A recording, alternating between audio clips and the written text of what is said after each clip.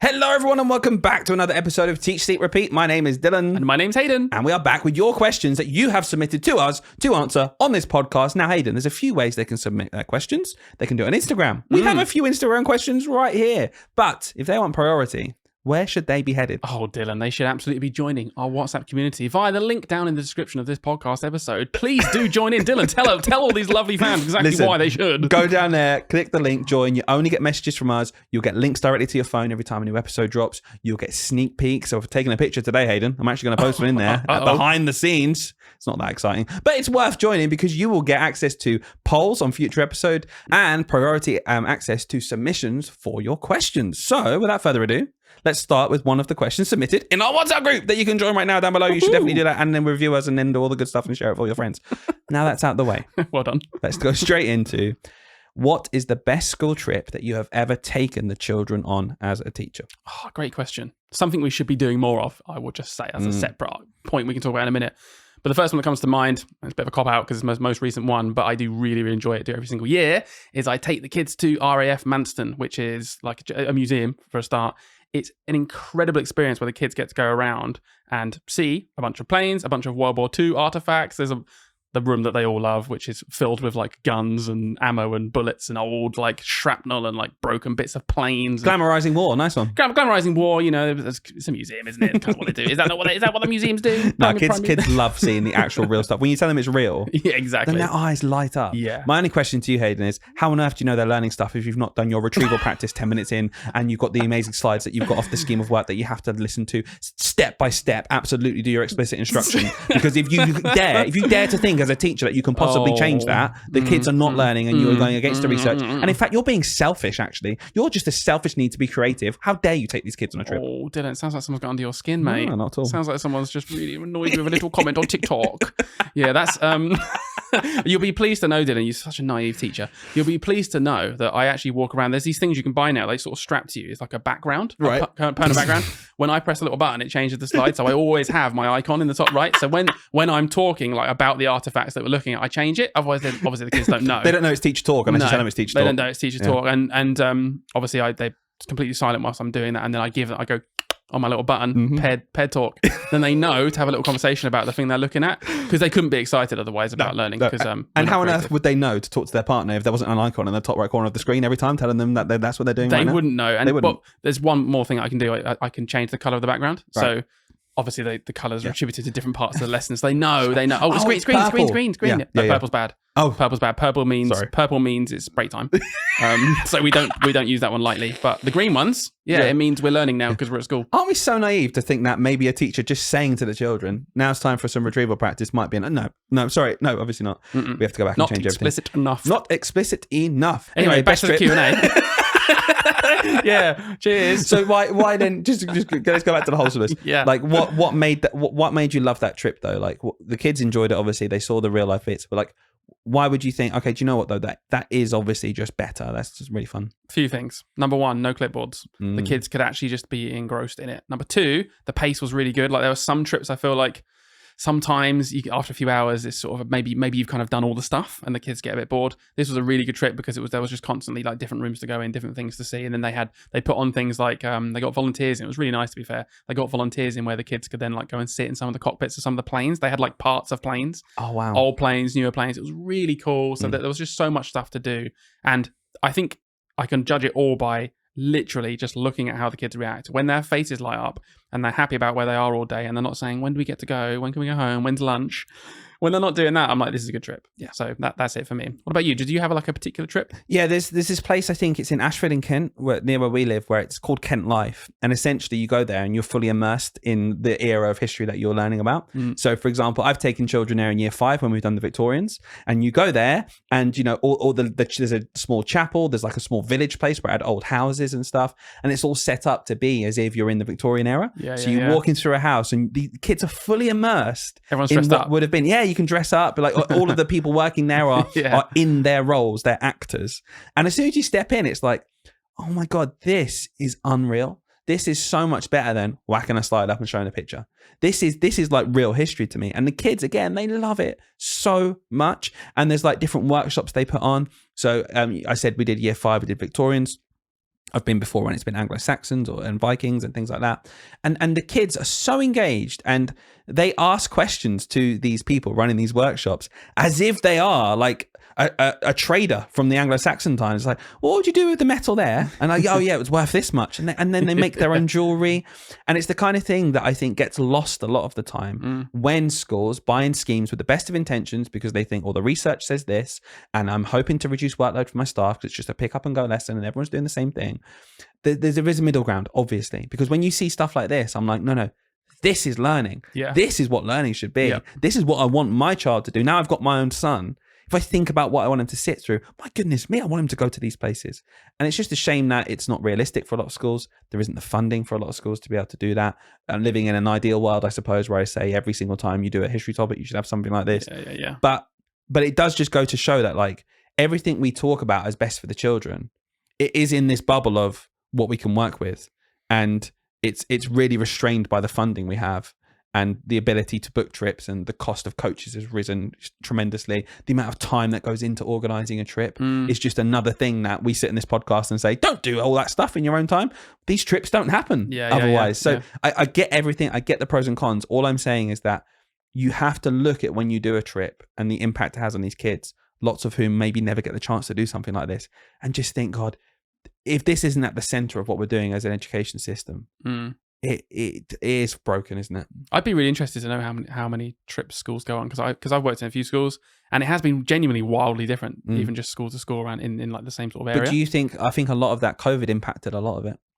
Yeah, like, maybe, because COVID, obviously prices went up a lot after COVID, etc., because of inflation and stuff. And that's true. And coaches, I know that's that's what I mean. The cost of coaches, it's just mad, like you said. Yeah, coaches end up costing more than the trip itself. Yeah. So unless you are lucky enough to have a school that's on the doorstep of, like we were in London recently, and I posted on our Instagram, and we were at the Tower of London, and a few teachers replied going, "Oh, we're so lucky to have this on our doorstep. We go there all the time." Oh my gosh, amazing. Yeah, imagine that. And yeah, I think schools should make the most of their local area as much as they can. For example, that Manston RAF museum that you talked about, we take children to, we do World War II. That was a huge part of World War II, was our area. You know, we're in East Kent. Like we're on basically the front lines when it comes to the Battle of Britain and across the Channel into France. So like we heavily lean into that, and we should. But there are some parts of the country who you listen to you speak about that and be like, oh, well, we can't do that. Yeah, absolutely. Even, I mean, just a final point on this, even the fact that it's 10 minutes away from where our school was, we still had to get a coach there, and the coach was still 3 times more expensive than the admissions fee to get in there. It's just mad. And coach prices just skyrocketed. So do what you can, do as best as you can for trips. They are amazing experiences. And if you're down in Kent, visit RAF Manston Museum or Kent Life, or another little bonus one for you, Ramsgate Tunnels. Unbelievably awesome for World War II. I've taken kids there as well. It's such a good day out. Amazing such a good trip. And if you're listening overseas, then sorry. No chance. Or anywhere but Ramsgate. Yeah, because you're not getting a coach. We've established that. It's just too much. Grab a plane. Plane might be cheaper. If you're in Australia listening, fly to Manston. There you go. The airport that's closed. Anyway, right. Next question. You can go anywhere in the world for a family holiday for a week. What Manston? Manston. What? Next question. Next. Come on, mate. These are easy. Everyone just search Manston right now. Do you remember those videos on Instagram where it's like, just heard about Bolton for the first time, and it like zooms in on Google Maps, but it like pretends it's this utopia. There's like an amazing waterfall, and then there's Americans going, oh, I need to visit Bolton. Can we do that? Can we make it for Manston? Let's do one. Oh man. Anyway, just went to Manston for the first time. It's Niagara Falls. That is not Manston. Right. What are your 3 must-haves when looking for the best place? So I guess this is leaning into the fact that we have young children. We have a young family. If you want to go away, what are the 3 things you're looking for in childcare? Literally, you beat it. Number 1, adult only. Number 2, nan and granddad are free. Number 3, no, I don't know. Unlimited alcohol at the bar. There you go. 3. Oh, our kids will listen to this one day and be like, oh, how mean. Yeah, and then they'll listen to it when they're older again and go, oh, they were right. Yeah. So sorry, I've lost sight of the question. So top 3 things you're looking for. What are you looking for? You get a family holiday for a week. Yeah. What are your non-negotiables that you're looking for at that point? Oh my God, it has to be all-inclusive. Yeah, 100%. That's me. I'm just like, God, I don't want to. Would you rather go on one all-inclusive holiday and then have a year off and then go on an all-inclusive holiday, so one every 2 years? Yeah. Or go on holiday every year, but it's like self-catering. It's not all-inclusive. You have to sort your food out. That's when you're actually there. really tough. But you get one every year.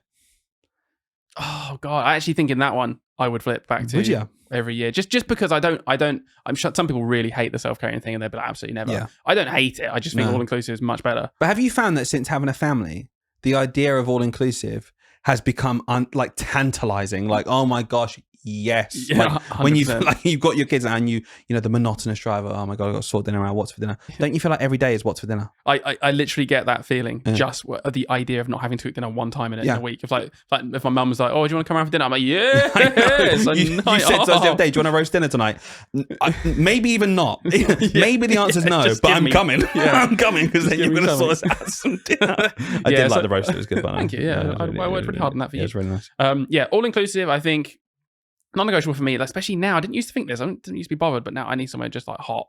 Somewhere I can genuinely just like relax and be warm. Sure. I used to just be like, no, I don't care about that. Let's go on an adventure. Go somewhere else. Because rest has become a commodity now. Yeah. What is rest when you have a young child? How pathetic is that? No, it's true though. Before we had children, I was like, oh, just rest now. Yeah. I'm like, I don't need to go away to rest. I'm just going to rest and read in my front room. Whereas now I'm just like, oh my God, yeah, please. Yeah. Somewhere, please, just to rest. That's so fun. I don't know what my third one would be. There's lots of things like we could go all the way to more abstract, like the amount of time, or it could just be a certain thing you get when you're there. Like, just have two. This is a just go on, you jump in. No, I'm really conflicted on the whole childcare thing. Like, I'm really conflicted on it because I'm not being funny, right? The idea of going away somewhere right now with Rory, my son, right? It wouldn't feel like a holiday because I wouldn't be getting the things that I would associate with the holiday, like the rest. To clarify, he's 10 years old. He'd love it. I know. He's just turning 2 very soon. But like, it would be like, I've got to do everything I do now in this home without being at home. And like, without all this stuff around. He's got all his toys here. He's got his family network here. He goes to see his nan, etc. It would be like an intense week. It would almost be like on steroids what I've got to do now, and not necessarily like the whole holiday aspect of it. But the reason I'm conflicted is because I also think it would be unreal to just be with him on a holiday, play in the pool, have all those moments. So like, I'm way like in that. I want to do it. I've got my last one and your first one. Go on then. The non-negotiable is the nan or granddad or someone has to come with us. Yeah, 100%. They have to come with us. So that would be it, because then you get all the benefits. But like, even just like if nan and granddad come, and even if they just have him for a couple of hours in the evening, and we can go off and have dinner or something, or even just in the daytime, they're busy playing with him and like, just have a couple of drinks. Do you know what I mean? Like, just having that team where it's like, okay, there is one child and there are 4 adults on this holiday. We can have a bit so of a break. we can just rotate around. We can have an actual break. I'm with you there. They're the 3, I think. Yeah. Good question. Great question. Right, let's go for another one. In your opinion, does becoming a school union rep put a target on your back from higher management in a school? Oh, my gut feeling is yes. Of course it does. Yeah. Of course it does. Like I do feel that's my first thought. Like it's bad to I don't want to make that judgment because you're basically just assuming something about the SLT. But I do think it. So target on your back is quite provocative, I suppose. Yeah, exactly. Like what I guess I'm really saying is you're on their radar. Yeah, like, big time. As soon as they know there's a union rep in the school, because I've worked in schools without a union rep and I've worked in schools with a union rep. Like everyone knows who the union rep is. Like you're putting yourself on that pedestal of everyone thinks, and they will think about you when wanting to introduce stuff. They will probably, depending on how you do the union rep role, they'll be thinking, oh, what's her name is union rep though, so they might think that. Yeah, I think I don't even have a complex answer for this. I think it really is as simple as this. The profession of teaching is built off of the back of exploiting teachers. It's literally built off of hard, free labor all the time. It's not contracted. So when you've got someone coming in that's like the furthest away from that you can really be, and saying that I'm a union rep, which means I'm extremely aware of the fact that teaching is broken, and I'm here to maybe do something about it and call you out if it's wrong. It's impossible to work in a school where that's not going to be like, where you're going to be on the radar, like you said. Yeah. It's because the teaching profession is broken. So of course it stands out. Do you think, I think it would be really hard to be a union rep in a school. A lot of people said to me over the years, I think knowing that we did the podcast and stuff and just the way I am in particular, I don't know if you had something similar, where a few people said to me like, you should be a union rep in the school. You should be that person who explains the contract to everyone, or, you know, organizes teachers to get together and vote on something and whether we should or shouldn't do it, etc. And I always thought, I like the idea of doing all of that, but I never wanted to be the union rep. Same. So I think it kind of answers that question in terms of, I feel like I could do it to an extent without being the rep, but it does come with some power. That's good. I do think every place should have a union rep, to be fair. But what would be your opinion then on being a rep, right? And I think we all agree, don't we, that there are some things in a school that technically should not be asked of a teacher, or technically isn't in your contract, or I mean, no, but I guess I'll do it. Even I think that to a degree. Yeah, me too. So as a union rep, would you still have some leeway, or would you have to be, no, this is the line, no? And I don't care that you're just asking me to cover half a lunchtime break once off because this thing happened. Yeah. The answer's no. I think you probably answered why me and you never wanted to be a union rep, because we do believe in that little bit of leeway. We're not as hard as you think sometimes with these lines. Whereas with a union rep, I think you have to have a hard line. I think that's the point. You're representing that hard line. Like, even if you're just putting the argument forward. Yeah, genuinely, I feel like the union rep is the one person that's not supposed to have a bit of leeway. They're supposed to be the basis of the grounded person at the other end of the scale, which is a reminder you're not supposed to be doing any of these things. You guys can have a discussion about whether you want to have some leeway or something, but I'm here as the union rep to say, this is the contract, it's black and white, you should or you shouldn't be doing these things. And I just don't think I could be that role, because I like being the middle person, which is like reminding people that this is our contract, these are the rules, but also I'm a real human being and we're all here working together, and sometimes there's a bit of give and take. Yeah. And I just don't know. I don't think I could be a good union rep, because I would be too much. It's like saying to a police officer, do you agree with every single law? Because I'm sure not every police officer agrees with 100% every single law they have to. Sure. What's the word? They have to enforce. Yeah. But they have to enforce it though, because they are the law. That is just their job. It's like you couldn't have a police officer that's like, I'm going to give it a little bit. Yeah, I don't know. Bit of give and take. You can break the law, mate. Because I saw. I don't know. I think, but I think what you just described there describes teachers. We've got to follow the curriculum. There's certain things in the curriculum I'm just like, do you know what? We're not doing that this year. Maybe. That. I'm prioritizing this. Yeah, okay. And I guess more prevalent to what the discussion you're having is, there is stuff in the curriculum that I absolutely disagree with teaching. And I'm like, there is no point doing this. It's stupid. But I still teach a whole lesson on it. Yeah. Like, so I'm still doing what the police officer does in that case. I think union rep is just slightly different, because it's like it's an elected role where, you like you're saying, I think by being in that role, you have to be that person. I think it's different to a police officer, teacher, etc. Because I think it's like the next level up, where it's like, imagine going to a union rep, right, and saying, "Is this against the rules?" And they're like, "Yeah, but just do it." Yeah, you can't do that. You just can't. You can't do that. Yeah, whereas as a teacher, it's like, I mean, I've got to do this curriculum. I think it's silly. Why am I teaching Roman numerals? Poor Roman numerals gets a bad rap on it. Yeah. But I will teach Roman numerals because it's part of the curriculum. And I'm like, okay, I disagree with this, but still. Whereas I just think union rep's just the next level, where you have to go by the book, I think. I also think you and I could do a good job with it though. Like, I think you can go by the book and teachers still choose to do something different. But I think what's important is, and this is why we do this podcast a lot of the time, teachers need to know where their bottom line is, where they can say no. Yeah. That's the freedom I think that a union rep should give its staff is, I'm going to empower you with knowledge where this is where you can reasonably draw the line. Yeah. If you choose to go past it, I'm not going to stop you. Like, cool. But what I need to do as a union rep is tell you that it technically is not allowed, therefore you shouldn't be doing it, or that technically is asking too much of you. You don't have to do it. And I think they're different things, aren't they? Yeah, slightly. Do you think we should train then? Union reps, the podcast union reps. What? Make our own union? Yeah, just we're in a union now. We're here as representatives on this podcast. Are we representing podcasters? Or yeah, true. Yeah. Sorry, teachers, you're out. That was a good question, though. Right, let's go to another one. Kind of linked into what we were just talking about, actually. Good synergy as always in these episodes. I'm new to SLT and I'm still teaching 4 days a week. Advice to not be a horrid SLT person. The self-awareness is lovely. Yeah, those questions I'm always like, you're already not.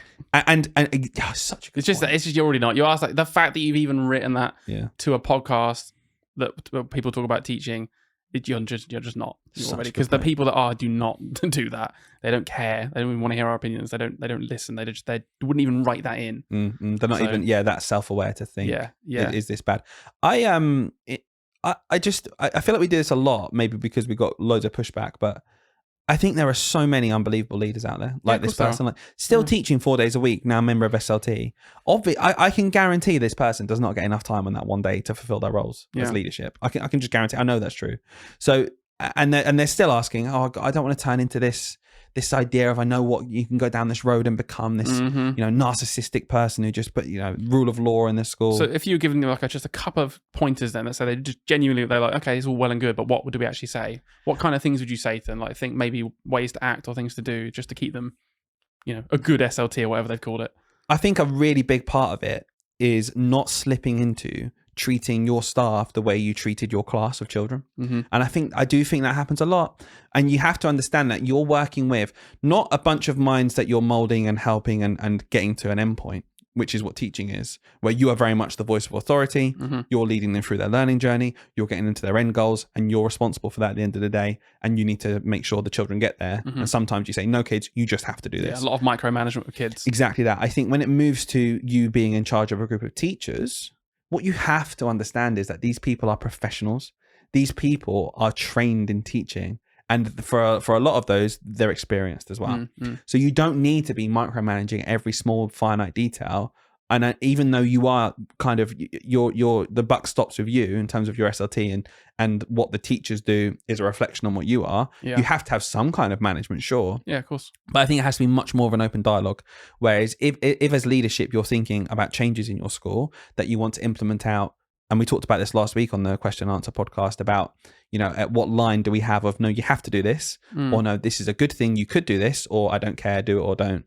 I think as leadership, you have to have those three categories, and you have to think to yourself, okay, I'm not just going to come in and say, all right, guys, I need all your planning in at the end of every Friday, because I'm going to spend my weekend looking at it because I want to martyr myself, and I'm going to send it back to you on Sunday, make the changes for next week on Monday.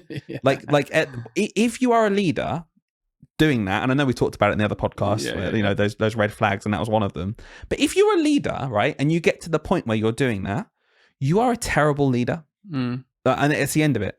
You can sit there and say, "Oh, but I'm helping them," and you might have that in your mind. You might genuinely think that, and I think a lot of these leaders do genuinely think that when they say, "Give me your planning on the Friday evening," I'll look at it over the weekend because, oh God, aren't I great? I'm going to look at it over the weekend in my own time, send it back to you on Sunday so you can make the changes for Monday. It doesn't matter how good you think that is. It doesn't matter how great you think you are as a person. It doesn't matter how much you think that is helping. You are a terrible leader if you are doing that because you are putting so much strain and stress on your teachers. Not only are you constantly judging everything they put together, there's no trust at all there. You are also saying to them, yeah, I'm going to go back to you on Sunday, and I expect you on Sunday to make these changes I've decided, which you might not agree with, and I don't care if you're a professional, whatever, just change them to what I think, on Sunday. If I'm doing undirected time, so are you. It's just nonsense. And like, that's where I'm not afraid to say to people, that's terrible leadership. Yeah. And anyone seeing me say that going, oh, not all leaders. Oh, you're so mean. I'm not talking about all leaders. I'm talking about that one. I'm talking about this leader who's done something objectively stupid, which is awful and bad for their staff. Yeah. They're a terrible leader, and probably, despite them thinking they're doing what's best, a bad person. You're making that your whole team work on Sunday evening. You cannot do that, and that's why you need a union rep. So don't do that. That's Dylan's first point. Don't do that. I think what's your more meta approach to that person? I guess I was trying to think of like drawing a comparison, because you said it's not like teaching the kids, and it isn't. I agree with everything you said, but I was trying to draw a comparison between your job as a teacher with the kids and how, like, you always say this, to be fair, about as a teacher, it's about service, right? We're serving the community, we're serving the kids, like we're there to serve them. But equally, there's a balance to this, because we don't just do everything they want ever. You are also the authority, so you have to make decisions sometimes for them. And I think you can, with the right mindset, you can have a similar approach to being a senior leader. Like, just think of your staff as like you're there to serve them. They are working at your school, and your management role now, a big part of that is to serve those people and make sure they're happy working at your school. Make sure they've got what they need in the same way you would have done with the kids. But equally, there's a balance to that where you can't then be a complete pushover. This won't actually help in the long run. You do also need to sometimes make decisions. And you know what I do when I have to make a decision to kids that they don't understand, or is a bit above them? I explain it to them as best as I can, rather than saying, oh, well, it's just a decision I've made. Right. Get on with it. Just do the same thing. Like, we're all just human beings. I think it's so easy to fall into like patronizing behaviors when you're a leader, whether it's in a classroom or whether you're a leader of staff. Just think about, like, position yourself where are you in the school? Do you know what I mean? Like, do you just think you're above everybody else and they should all listen to you no matter what? Because I don't think that's healthy. I think that's where you get the bad SLT emerging. Or do you just see yourself as you're just doing a job, they're doing a job, and part of your job is to look after them, and part of your job is to make decisions that benefit the wider school and the children. If you can get that balance right, people just won't think you're that horrible SLT. They'll just think, there'll be normal people. They'll say, oh, that's just a nice person. They are doing a job though, so I understand they've got to make decisions sometimes, but they do also ask me if I'm doing all right and constantly check in and make sure that my job is, successful as best as they can. You just got to find that balance. I think you've hit the nail on the head. That's where I think a really good leader, if you're thinking about how can I not become this horrid person, I don't think most SLT are these horrible people, by the way. But I think if you're really thinking, how can I stay grounded? What you need to imagine is what your teachers think when you walk through their classroom door. So I've had leaders before who, when they walk through my classroom door, I almost seize up. I become to feel anxious. Yep. Like I begin to feel anxious. I start to think, oh gosh, what am I doing right? Or more importantly, what am I doing wrong? Oh gosh, what are they going to pick up on? And I've also had leaders who, when they walk through the door, I smile and I think, welcome hey, them. what? Come in. Little Johnny wants to show you his work. He was just saying, that's a culture that's embedded. Yeah. Because genuinely, that child might have said to me, oh, can I go and show this teacher my work? Who's your assistant head? I had that all the time in my last school and I loved it. And when they came to my classroom door, it was like, oh my gosh, come in, pair of hands. Yeah. And I think it's, if you, the first thing you think of when you talk to your staff is, what can I do to help you? If that's your first thought, everything else will fall into place. I agree. If your first thought is, what can I do to judge you? You're going to go down the toxic route. And it's so revealing. I've also known staff that have tried to mask themselves as they know that that's what you're supposed to do, but they're not really doing it. They actually do want to come in and check on you. They actually do want to come in and make sure that the kids are behaving and it's not your fault. And you can just see through it. I think the little things you say and do as SLT really do reveal you. Like you said, I've had a head teacher come in before who genuinely just looks at me at the front of the classroom in the eyes and says, is everything all right in here? Can I do anything for you? And I'm like, it's real. Yeah. They're not using that as a pretend thing, or they're pretending to be nice because they've learned that you're supposed to do that to be nice, and it's just manipulative to actually try and catch me out on something else and have a look around and see if I'm doing something wrong. They just mean it, and you can tell, because if they weren't meaning it, I would immediately know, and I'd just feel anxious again, and it would just be such a and if you do have something that could help you, they do it. It's like it's not just this facade. It's like they care deeply about their stuff, and I think if you start with that care, you can't really go wrong. No, absolutely. If you mean well, it'll be fine, genuinely. Yeah. Which is why at the start we sort of said you'll be fine immediately, because the fact you've asked this already tells enough. Absolutely. Brilliant. Right, next question. Is it a good idea for my child to attend the school that I work in? Is it a good idea? That's such a big question, because I'm like, maybe, is it a good idea? Not. Yeah. In some cases. So your answer is, it depends. It definitely depends. I think... You don't fall on one side where you're like, never, or always. Okay, if I went my gut feeling, I think I'd avoid it. If I could. Sure. If I could avoid it, I probably would. If I had a choice of two schools, kid comes to mind or a different school, I think I'd say I want them to be in a different one, just because there are some minor things that might put me off from being in my school. It might restrict where I'm working in the school. Like you can't be in that year group now. I now can't be in that year group, then, or even worse, I get put in the year group with them and I feel really uncomfortable now because I want to teach my own kid, and like it's just awkward. But would you say that to other people who'd be like, oh no? Or would you say, well, it's up to you? Oh no, completely up to you. I'm now going down the route of my answer's useless unless I give my opinion, because otherwise my answer is, oh, it depends. It's up to you. Do you know what I mean? Yeah. If it was for me, I'd probably avoid it for those sorts of reasons. I also think sometimes some kids, again, it's completely dependent on the kids. Some kids, it can be a negative, I guess, because they might rely on you. They might not be able to detach home life from school life because it's a bit more blurred. So they might come up to you and call you mum or dad in the school day, and then maybe that's a bit awkward. Like friends might be like, why are you doing that? I don't know. I feel like there's just like little things that you could maybe avoid by not doing it. But I've also seen it work really successfully. I've had loads of colleagues where their children in the school, and it literally you wouldn't even know. Yeah, I think it's completely fine. I think my experience with that, having seen it work, absolutely fine. Yeah. I think I'd actually, if I was working in a school, I think I'd probably choose that my son to come to my school. Yeah, I think I'd probably choose the other way. And again, I think there's pros and cons. You've outlined the cons well. I think the pros are it either serves as something to help anxiety if they're still anxious. I think it can help depending on the child again. But also I think that it's easier. what's the word? Pragmatically for like my day. Yeah, Like, that's true. I'm just going into school. And we're just going in together. Proper perks. Whereas thinking, oh God, I've got to drop you at the school 15 minutes away, beat the rush hour, get into school late. Oh God, I've got to sort my stuff out. I think it's just easier in that respect to do that. Again, I actually don't think there's a right answer here. I would not say never do it, and I would not say always do it. Would your personal opinion change when thinking about secondary school? Because I imagine you're thinking about primary school right now because that's our life. Would it change if you were a secondary school teacher? Do you have any difference in opinion? That's so true. I think probably. Yeah. I think because what becomes more, what outweighs it a lot more at secondary is just the way my child would be treated. Yeah. Like as soon as teenagers know that your classmate's like mum is the English teacher or your classmate's dad is the physics teacher, there is just a slight thing where me personally, again, I'd be like, oh, let's avoid that if we can. Yeah. It's a tricky one because if the best school in the area was the one I happen to work at, that would outweigh it again. Yeah, true. And I'd be like, well, this is the best school actually, so just come, we can sort that stuff out. Whereas kids, I've never ever actually genuinely in a primary school ever seen a child be bullied or harassed or anything because their mum. If anything, it's cool. Yeah. What, your dad's here? Your dad's Mr. Price? What? That's cool. When you were talking, it made me realise that I was absolutely thinking about a secondary school when I was thinking about the cons. Primary school, I've actually only ever seen it work. And I've seen it work like so many times where I'm like, I can't really argue with it. It's like I've had tens of staff, like members with their kids at school. Whereas I do think back to secondary school and I just remember that kid in our year group whose mum, hilariously, you said it, was the English teacher. And I was like, it didn't make me act any different towards them, but I was just hyper aware of it. And I'm exposing myself here really as a silly kid, as someone who wanted to mess around, be a bit naughty sometimes. I was like, obviously I'm not going to do it near that person because they'll tell their mum. Right. Like, and I just don't know. It just made me think, oh, that must be annoying because now then I'm not interacting with them in that way when maybe I would have. I don't know. And as that child, I imagine it can become more isolating. Yeah. Did you ever watch that?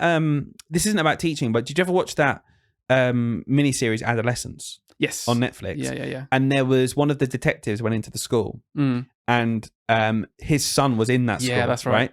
And you could just tell that son was really reluctant to talk to his dad about it, but that also every other kid in the whole school was like, your dad's a copper. Can't talk to you about it. Your dad's this, your dad's that. And it just isolated that kid a bit. And it kind of put onto the child something that, if you can avoid it, I can see why some people do. Yeah. Obviously, in that situation, it can't be avoided. You're police officer. I'm not saying quit your job. don't interrogate that person anymore. You heard it here first. Sorry, Dylan, you can stop there. I'll just summarise for you. So what Dylan is saying here is if you're a teacher, do not have your child in your school. And if you're a police officer, then you're just going to have to move. You have to go somewhere else. Your child's going to have to go to school in a different county where no one knows you. It's just impossible. That's what Dylan has said in this podcast. You actually heard it here first. It's crazy that he said that. I think maybe for the first time in history, you might actually clip something in this podcast just to expose me. No, I'm not going to do it.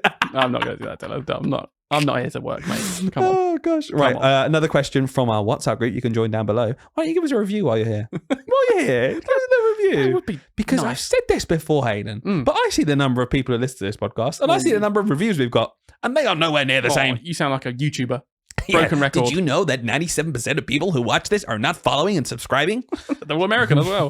For some reason. That's absolutely true. Okay. Should parents be able to opt children out of certain topics in the school curriculum? E.g., religious studies, sex education. But if this is still something you should opt them out of, where is the line? Oh, this is such a controversial one, isn't it? Because my gut feeling is no. That's so interesting. Why not? Oh, I don't know. I need to explore this in my mind right now. Is your gut feeling yes? Sorry.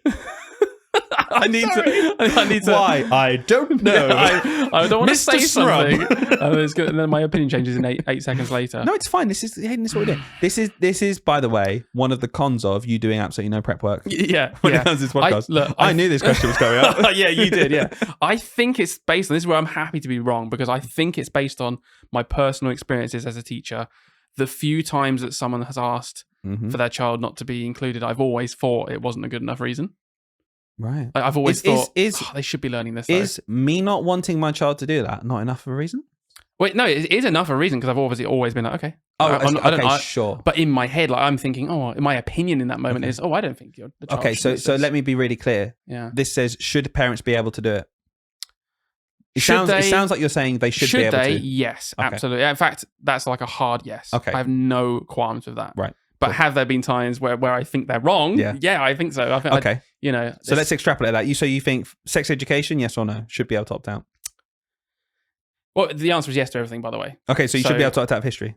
It's Should be able to opt out of maths. Yeah, I think it has to be yes or no. I see. I think It that's has wrong. to be, isn't it? No. So why do we get to draw the line of what we think that kids can learn? Because surely that's just opinion. It's just down to our opinion then, isn't it? Yeah, but I think that there comes to a point where you're like, okay, you don't come to the school anymore. Like if you went to a school and you said, I want to opt them out of maths, I'd be like, okay, go and homeschool them. Like, yeah, that's fair enough. Right. So, yeah, but okay. whereas what I'm saying is that what this question is basically saying is, at what point should a parent be able to opt a child out, but they still attend that school? Okay, that's and a better question. You still provide them with stuff. It's because you can't just opt out of everything. Don't come to the school anymore. Yeah, no. Like okay. so, for example, if a parent came to you in a school and said, "I want to opt my child out of sexual education," you are saying, "Yes, you should be able to do that," and the school will provide an alternative provision whilst we're learning about sexual education. I think that's normal. So for religious studies.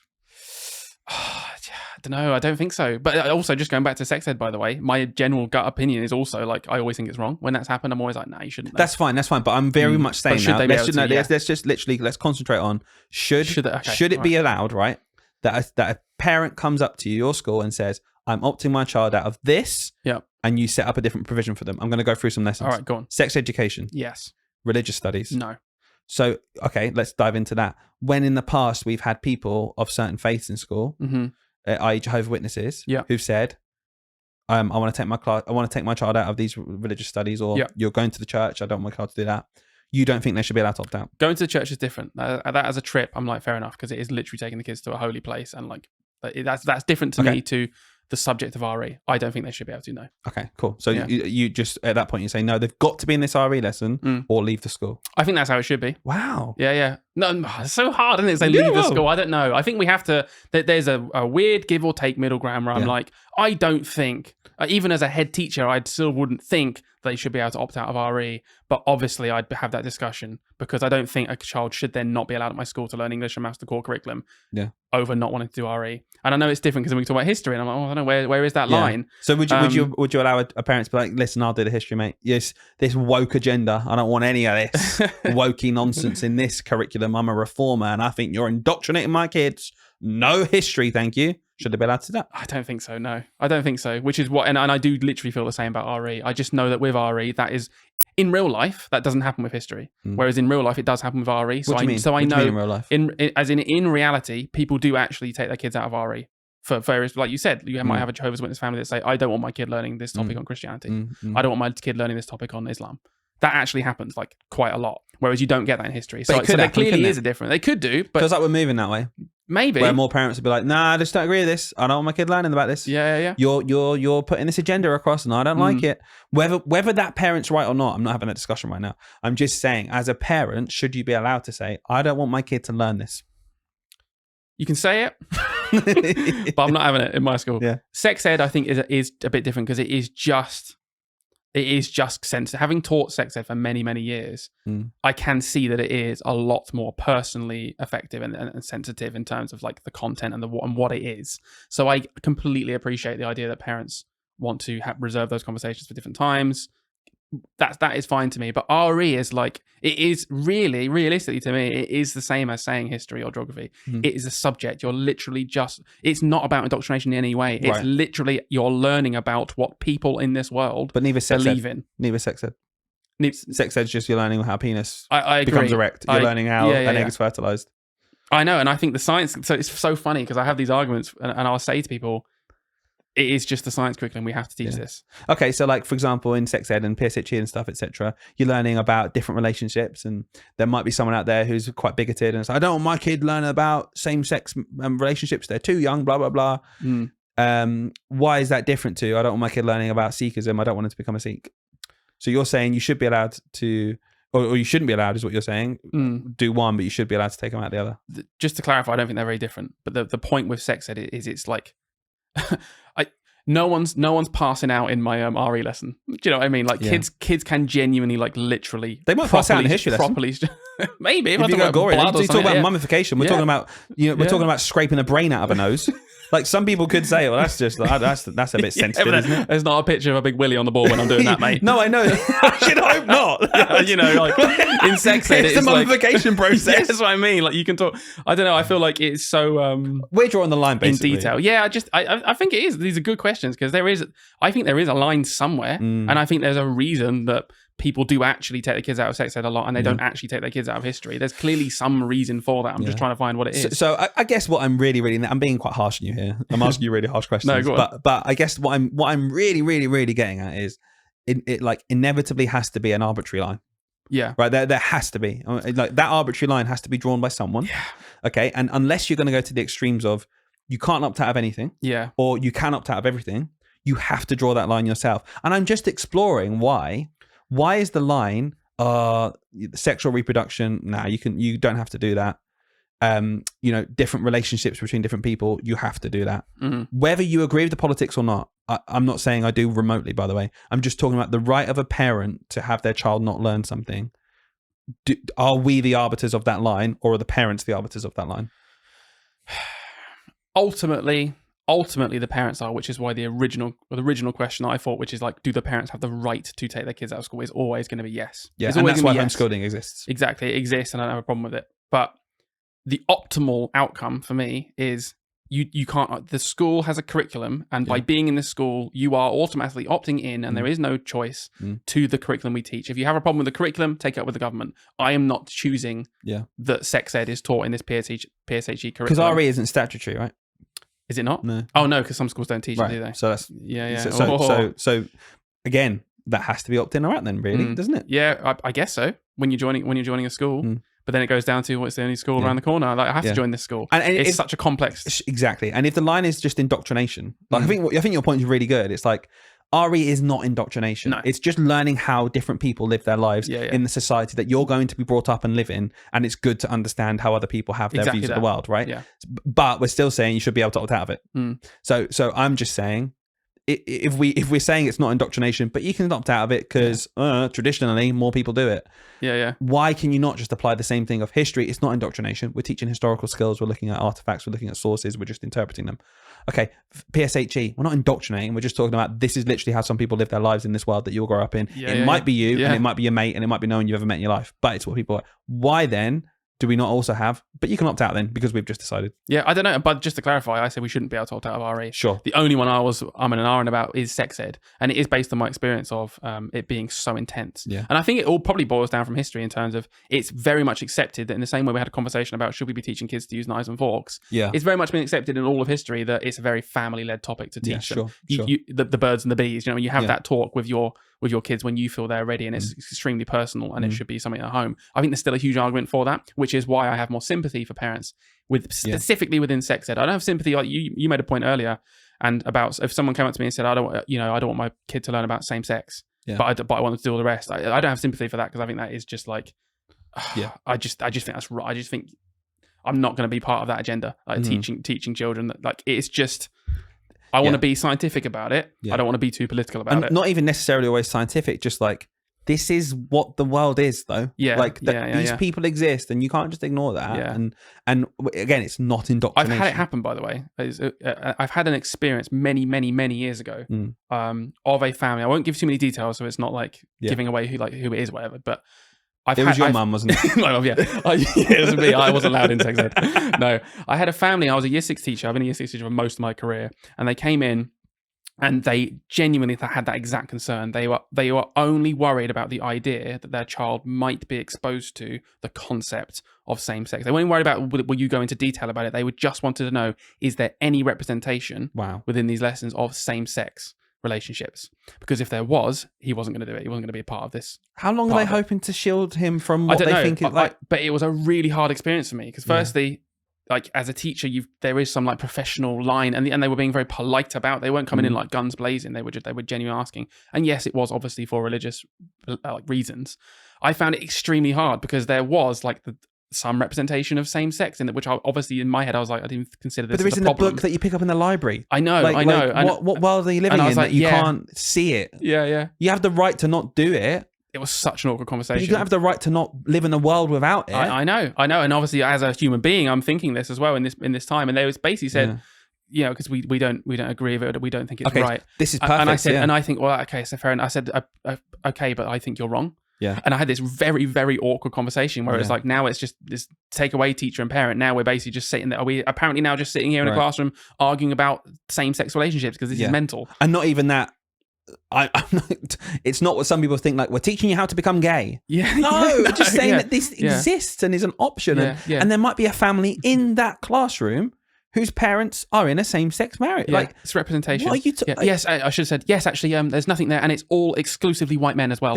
In all of the videos, only them. We only represent white men in this. Oh, I don't in this mind classroom. representation in that respect, just not representation in this respect. Like, what? Come on. So this is the perfect example then. In that situation, do you think the school should be able to say, sure, you can opt out? No. I don't think so.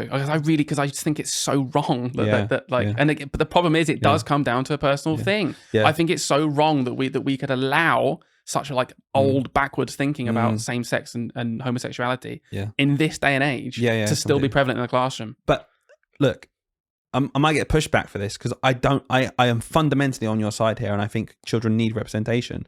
But my gut instinct is that telling a parent no, you don't have a choice in your child's education in that respect, whether I think it's good or not, right? Yeah. I just think, is that an overreach of our job? I don't think so, because at the end of the day, you're giving them information. If they don't want to, I'm not actually going to go and pick up that kid from home. Yeah. What I'm basically confirming to that parent is, right, I'm not changing the curriculum or my structure of my lesson or removing your child and giving them a different task. Yeah. If they're not in school that day, that's up to you. I'm not going to come and get them. Yeah. Do you know what I mean? So I'm not. Should they still get a fine? Should they be able to opt out of it reasonably, and because of the grounds of the parent deciding, listen, I've opted out, I'm not expecting you to change anything, I'm not expecting you to put my child up, I'll come and pick up my child at 2 when this lesson starts and I'll see you tomorrow, but I've just chosen my kid not to do that. Yeah. I think that's where the give and take is. I'm not going to fine it. I'm just going to get over this experience. And I think it's wrong. And I think they shouldn't be doing that, but let's just move on. Right, that's basically where I'd be at that point. I love that chat. It's so hard though, isn't it? It's hard. It is where what we are talking about is genuinely where like personal opinions and politics blends with school life. Yeah. But like, I'm going to flip now because I've kind of played the role of like arguing with you and stuff and for the other side. To me, that's not politics. Like when people say, oh, stop playing politics. What about gay people existing? What on earth are you talking about that's politics? What do you mean? It would be politics if it was indoctrination. If I was saying, this is how you should live your life, kids, whether it's a lifestyle choice of who your partner is, whether it's a religion, whatever it is. So do you think representation is never politics based then? Like if we were saying, okay, we're going to start, part of this now is the trans community. Yeah.